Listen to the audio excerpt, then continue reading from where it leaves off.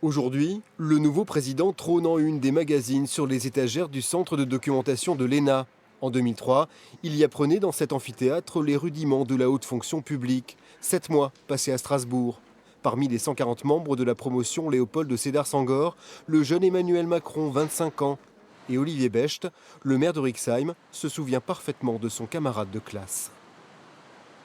Oui, Emmanuel était déjà un élève qui sortait du lot parmi la promotion. C'était quelqu'un de particulièrement brillant, mais pas du tout m'as-tu vu. Enfin, c'était pas quelqu'un qui était au-dessus des autres.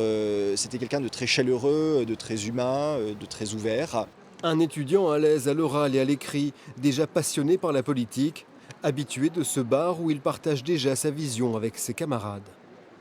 Les discussions de l'époque tournaient quand même essentiellement autour du renouveau politique.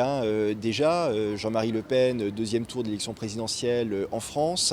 Emmanuel Macron était dans cette veine social-libérale qui voulait réformer la gauche française. Entre les cours, Emmanuel Macron fait ici de la musculation et du tennis de table.